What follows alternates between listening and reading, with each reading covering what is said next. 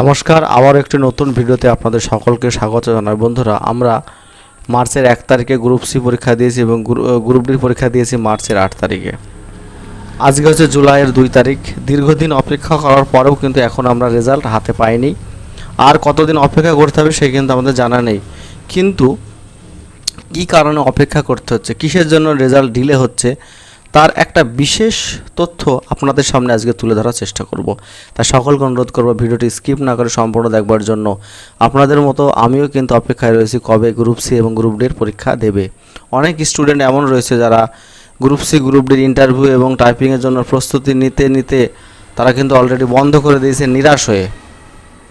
বন্ধুরা, অনেক রকম সমস্যায় আমরা জর্জরিত, অনেক রকম প্রবলেমে আমাদের জীবনে রয়েছে। আমাদের জীবনে চাকরিটা অত্যন্ত একটা মূল্যবান জিনিস। চাকরিটা না পেলে হয়তো সমাজের কাছে আমরা মুখ দেখাতে পারি না। অনেকেই আছে বিএ পাস, গ্র্যাজুয়েশন, পিএইচডি আছে, এমএ পাস করে বসে আছে ঘরে, কিন্তু দীর্ঘদিন চাকরি পায়নি। তারা কিন্তু একটা আশা দেখেছিল, সেই আশা কতদিনে পূরণ হবে আমরা জানি না। কিন্তু এই যে সমস্যা, সরকার চেষ্টা করছে প্রতিনিয়ত যে রেজাল্টটা প্রকাশ করা, কিন্তু বিভিন্ন রকম সমস্যা সামনে চলে আসছে। তার একটা ছোট্ট উদাহরণ আমি আজকে আপনাদের সঙ্গে দেব। বন্ধুরা, আমরা একটা লিস্ট পেয়েছি হাতে, লিস্ট আপনাদের সঙ্গে শেয়ার করি। এই একটা লিস্ট আপনাদের সামনে শেয়ার করছি। এখানে সাসপেসিয়াস এসটি লিস্ট ইন ডাব্লিউপি 2024, সন্দেহজনক এসটি লিস্ট 2024। এখানে প্রায় 400 জন মতন এসটি ক্যাটাগরির নাম রয়েছে ক্যান্ডিডেটদের, বেঙ্গল পুলিশের 416 জন। এই 416 জনকে কিন্তু সন্দেহের তালিকায় রাখা হয়েছে। এখানে আপনারা দেখতে পাবেন যেখানে প্রথমে যে নামটি রয়েছে মহিদুর রহমান, এটা আমরা মূলত আন্দাজ করতে পারছি এটা হচ্ছে মুসলিম কোনো ব্যক্তির নাম, কিন্তু তার ক্যাটাগরি কিন্তু এসটি দেখাচ্ছে। এইরকম ভরি ভরি স্টুডেন্ট আমাদের প্রত্যেকটা রিক্রুটমেন্টে কিন্তু ভর্তি হয়ে আছে। আমরা যে 16 লক্ষ পরীক্ষা দিয়েছি এর মধ্যে কি নেই? অবশ্যই আছে। অগণিত স্টুডেন্ট রয়েছে যারা এসটির সার্টিফিকেটের অধিকারী না, এসসি সার্টিফিকেটের অধিকারী না, ওবিসি সার্টিফিকেটের অধিকারী না। তারা বিভিন্ন মাধ্যম থেকে, বিভিন্ন রাজনৈতিকভাবে টাকা দিয়ে বিভিন্ন কিছু করে কিন্তু তারা সার্টিফিকেট বানিয়ে ফেলে তারা কিন্তু পরীক্ষায় বসেছে। এইখানে যদি আমরা সূর্য মণ্ডল, এই যে অপূর্ব মাঝি, কৃষ্ণা নায়ক, আকেশ রায়, এই যে টাইটেলগুলো দেখতে পাচ্ছেন আপনারা, এটা কিন্তু কোনোভাবেই এসটি ক্যাটাগরির টাইটেল নয়, এসটি ক্যাটাগরি টাইটেল নয়। তারা কিন্তু এসটি সার্টিফিকেট বানিয়ে অলরেডি বিভিন্নভাবে তারা কিন্তু বিভিন্ন পরীক্ষায় পাশ করছে, বিভিন্ন চাকরিও তারা করছে, কিন্তু অরিজিনাল যারা ভুক্তভোগী, অরিজিনাল যারা এসটি কিংবা এসসি কিংবা ওবিসি, তারা কিন্তু চাকরিটা পাচ্ছে না। এই বিশেষ কারণের জন্যও কিন্তু আমাদের রেজাল্ট ডিলে হচ্ছে। আমরা নতুন সরকারের কাছ থেকে একটা তথ্য জেনেছি যে এসসি এসটি ওবিসি সার্টিফিকেটের রিভ্যালিডেশন হবে। আমাদের প্রত্যেককে একজোট হয়ে স্বাগত জানানো উচিত সরকারের এই পদক্ষেপকে।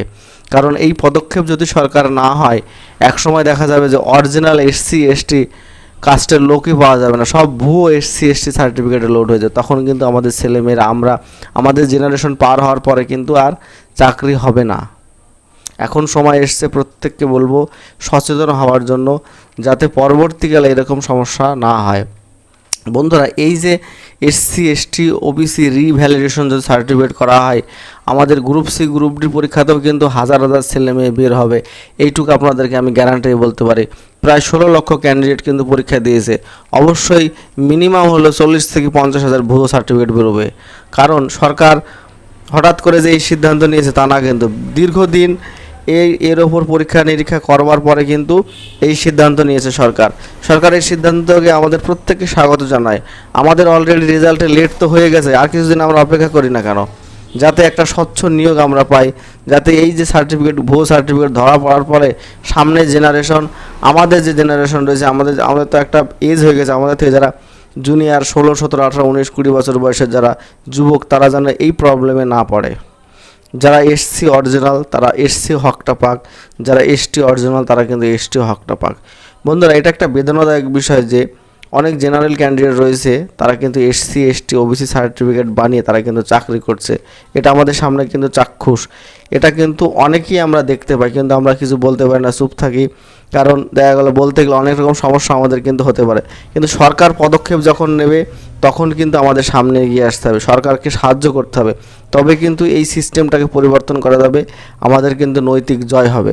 হোক না আর কিছুদিন দেরি, দেখা যাক না কি হয়। কারণ হচ্ছে যদি আমরা দেরি করি তাহলে কিন্তু এই সিস্টেমটা পরিবর্তন হবে, এবং সিস্টেমটা পরিবর্তন হওয়ার পরে স্বচ্ছভাবে কিন্তু আমাদের রিক্রুটমেন্ট প্রসেসটা হবে। এবং আমি এইটুকু বলতে পারি, কাট অফ অবশ্যই অনেক কম যায়, অনেক অংশে কম যায় cut off group C group ডির। ঠিক আছে, আমি প্রত্যেকটা ভিডিওতেই বলি, প্রত্যেকটা ভিডিওতেই কিন্তু বলবার চেষ্টা করি যাদের এসসি ক্যান্ডিডেট যারা 45+ স্কোর করেছো গ্রুপ সিতে এবং গ্রুপ ডিতে 32+ স্কোর করেছো, অবশ্যই তোমরা তোমাদের প্রিপারেশন নাও। ইন্টারভিউ এবং কম্পিউটার প্রফিসিয়েন্সি টেস্ট এবং টাইপিং টেস্টের জন্য তোমরা অবশ্যই ডাক পাবে। সরকার তাদের দৃঢ়প্রতিজ্ঞভাবে কাজ করছে যাতে একটা আঙুল না উঠতে পারে সরকারের দিকে, কোর্টে যেন না ছুটতে হয় স্টুডেন্টদের। সেই জন্য কিন্তু সরকার চেষ্টা করছে রিক্রুটমেন্ট প্রসেসটাকে স্বচ্ছভাবে কমপ্লিট করে। সেই স্বচ্ছতার জন্য কিন্তু একটু সময় লাগবে, এই জন্য আমাদেরকে একটু ধৈর্য ধরতে হবে। আমি জানি অনেকে অধৈর্য হয়ে উঠেছে, আমিও অধৈর্য হয়ে উঠেছি, কিন্তু কিছু করার নেই। সঠিক দিন পেতে হলে আমাদের কিন্তু অপেক্ষা করতে হবে। বন্ধুরা, অনেক কথা বললাম আজকে ভিডিওর মাধ্যমে। যদি ভিডিওটি ভালো লাগে অবশ্যই একটা লাইক, শেয়ার, কমেন্ট করবে। আর চ্যানেলে নতুন হলে অবশ্যই চ্যানেলটি সাবস্ক্রাইব করে পাশে দেওয়া বেল আইকনটি বাজিয়ে রাখবে। ধন্যবাদ।